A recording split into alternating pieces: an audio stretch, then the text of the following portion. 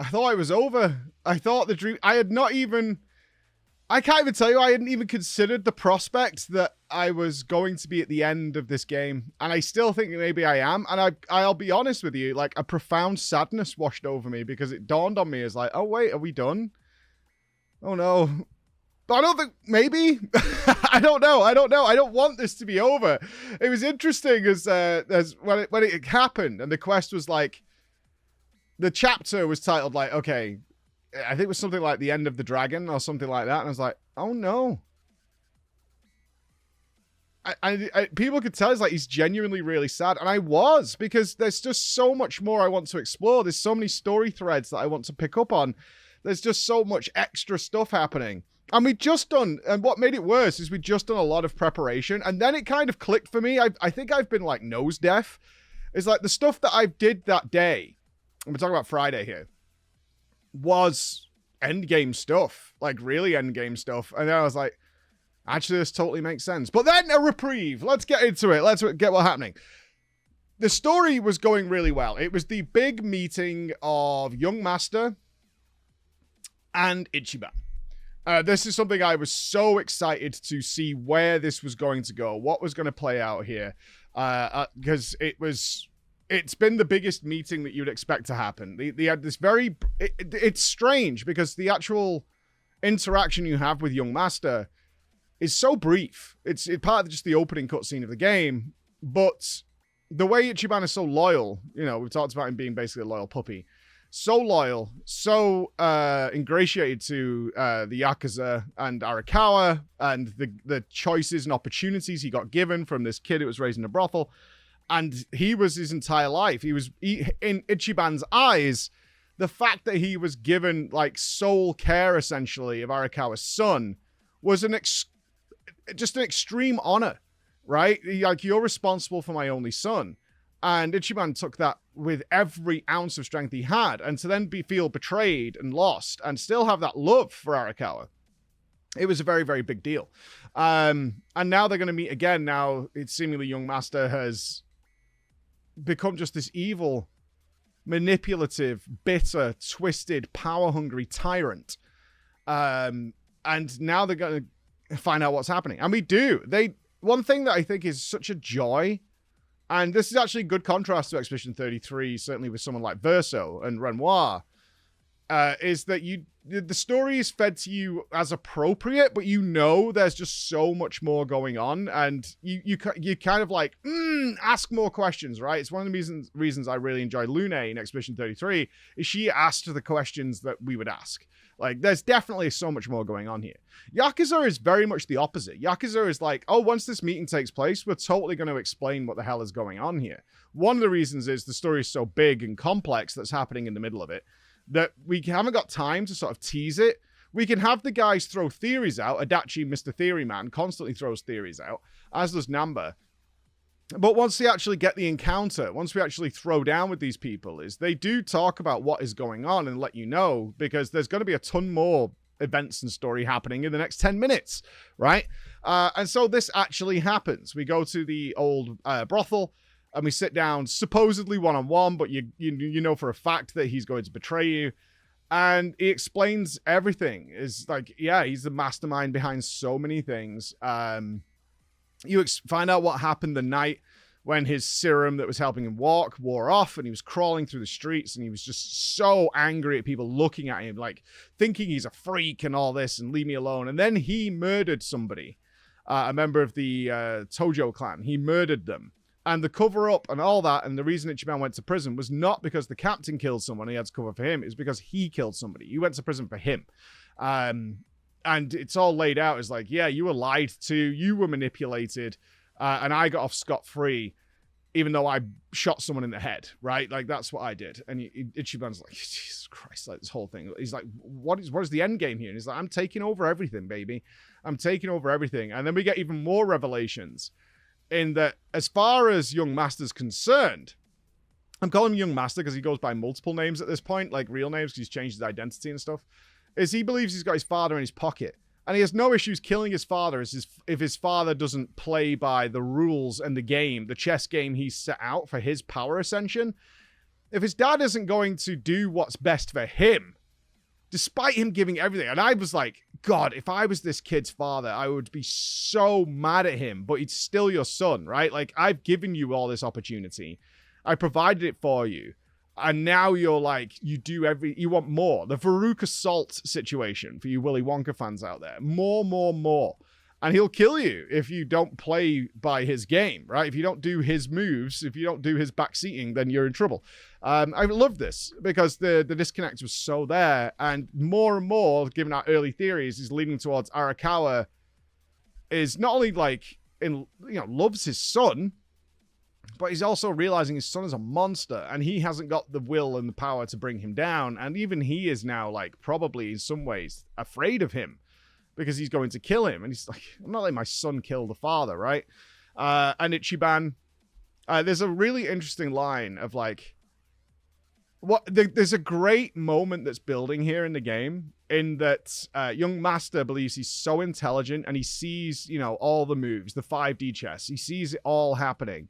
And he just underestimates Ichiban so hard because he's like, you are just so stupid and just so ignorant. And you don't see the masterpiece that I'm crafting. You can't appreciate this absolutely stellar works, this exquisite tapestry that I have woven, that you've no chance of causing a problem to me because you're an ant. I think he calls him an ant at one point.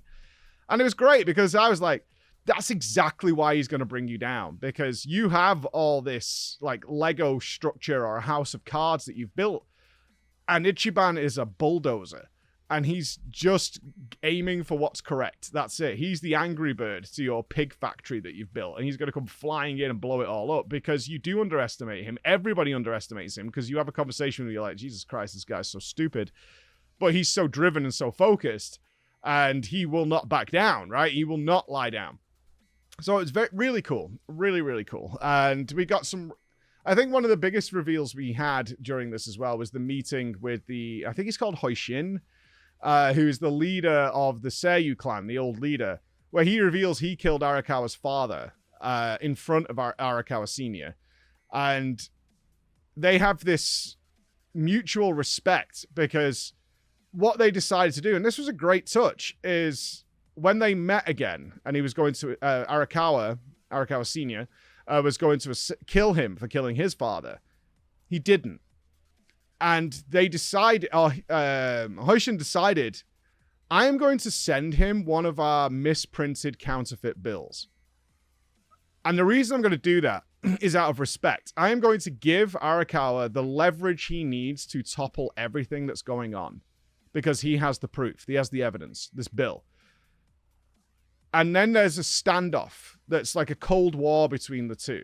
It's like they both have the power to bring this down, but they're not going to out of respect for maintaining order and discipline in the streets, the old Yakuza ways. But out of respect for the crimes they've caused each other, I'm going to even the playing field. And that's the sort of balance that's been struck, is like at any point one of them can destroy each other, but they're not going to. It's almost like nuclear, mutually assured destruction, and they're going to keep it balanced that way. This was great. This was a really good thing to reveal that Arakawa is definitely supporting Ichiban. He gave him the bill as an introduction to get him into the Ichiban 3. It was all great. It was all fantastic. Again, way better written than it has any need or desire or right to be, and it's fantastic. It plays out so well. So all that's going on, and it was time, because I've now reached the cap with all of my weapons where the facilities need upgraded, and I have spent so much money. Like, part of the MSQ was get like 3 million yen. I had some side stories that required me to get 1 million yen here, 1 million yen there. So of the 12 or so or 13 million I came out with when playing the business minigame, I was down to about 2. So I was like, okay, we need to go and get money. It's time. We need to get some cash. I didn't have the 3 million left to progress the MSQ. I was like, right, we've hit the money wall. Let's go and do business. Right? Let's go and do business. I can't recreate for you what happened here, but it was the most hilarious because of our live audience. And my live audience is very interactive with the stream. I want it to be that way. I always try and make it feel like a bar. Like you could turn up at the bar, you grab a drink, and you can chit chat, and it's a big social gathering. But they've been kind of constrained. We haven't used a lot of like text to speech. We haven't had character names in this game. All the kind of stuff I used to throw into. So for the business, I was like, all rules are off. And they wrote, I don't know if it's any way of Bex recreating what they did. They wrote approximately an hour and a half. It must have been, it was like a Tolkien tome of story on Home Run Takeshi. Hi Mike, Takeshi here. Things have not gone so well for me the last couple of months. But my son is helping me find a new girlfriend. I have seen her audition tape and she seems perfect. Things are finally looking up. I'm very glad Mike, I did not sell my business. Here. The girlfriend did not steal my wallet. She in fact stole some of my organs and I'm bleeding in a bathtub with Big Jones starting at me. Understandable. By night he is the superhero Redman, the gimp-masked vigilante who saves the people of Tokyo. By day he is the mild-mannered home run Takeshi.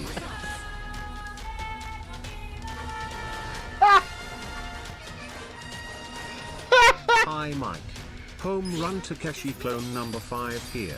After my organs and my identity was stolen, I was cloned in order to become the best employee ever. So, please hire me. Please. Please. Please. Please hire me. Please. I'm so broke. Hi Mike, Home Run Takeshi Ghost here. Can we go on a date soon? I'm always watching you. You guys have written a story of Home Run Takeshi that is like more work than someone did at university to get their degree. The story of Home Run Takeshi. Great. Come back next week. We're playing a game called Stellar Blade. Hello Mike, Cyborg Takeshi here. After being put together by a mad monkey controlling a Roomba, I'm surrounded by my own clones and I money to look after them. Please give job. Because obviously we're just grinding money. In the first move, I literally just Googled what are the most profitable businesses so we can max that. Although it doesn't make any difference at all from what I could tell. Makes zero difference. And just filled it all in, and we just had to kind of let the game run to make money. So I decided to make all that money, so we just had to let the game run. And what proceeded was I was in stitches. My face was hurting, the whole thing. Such a great stream experience to get through a tedious grind, so to speak. And there was no way of losing, really. Like, at that point, you just got to let it play and earn the money, because you get 3 million every time you do a shareholder meeting. So you have to do 4 rounds of actual business. Then you get a shareholder meeting where you actually get paid.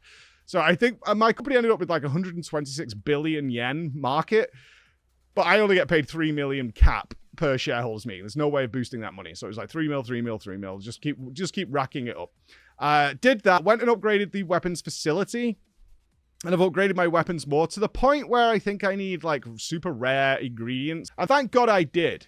Because then the story kind of like pointed towards the end and I got really sad. But then it took me to an entirely new city, Okinawa, I think it was.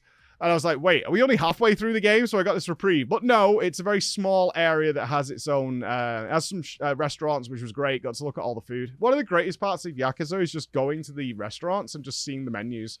I get like a really weird kick out of it. Probably because I've been dieting for so long. It's like, oh my God, that looks so good. I then got another arena, like a chain battle arena. I played this for a little bit. You do one fight. Some of them have stipulations, like a certain amount of moves, things like that.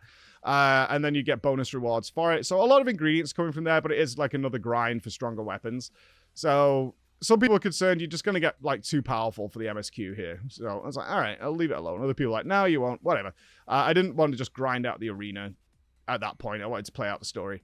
So I came back, and now we're going to the headquarters of the Lumang. And we encountered a boss fight, which is where we're up to right now. I can't remember the names of these guys, and people are going to be really angry because apparently these are big deals in different Yakuza games. But we encountered the hardest boss fight I've found so far. Multiple phases. I've only had one try at it, which I did lose, but it was brutal. There's a guy with a knife who does crazy damage and spawns clones, and then when you get him to 50%, another guy joins the fight. Who also buffs his attack massively. I played it out pretty well.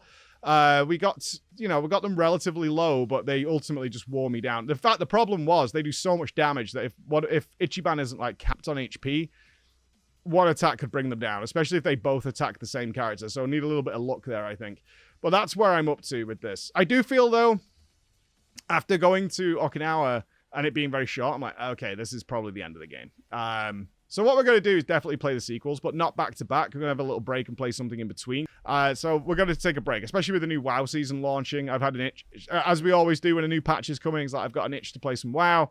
There's several of the games that have been waiting to be played. So we're going to finish Like a Dragon, but definitely come back and see what's going on there. I know many of you are asking, especially my WoW fans, of what's happening with the race, what's happening with Gamescom, the midnight launch. Obviously, I can't talk about the Race to World First in any way, and if I'm involved. Or I can't talk about Gamescom either, but it is ironic that geographically on the planet, the midnight launch will be in the exact same town, or launch announcement, I should say, as where the Race to World First typically is. It's not always in Cologne, but they're very, very close. So people are like, that's weird. I'm like, it is weird, isn't it? It is weird that on a planetary scale, they've both landed in the same town in the same country. I will have some information for you soon that I can actually share, but it's not up to me to share it. So I have to wait as much as you guys to say anything. All right. So you'll wait and see on that one. But let's just say fun times are coming up. All right. Big time. So that's what we're up to. I'll see you again tomorrow with maybe the end. Bye.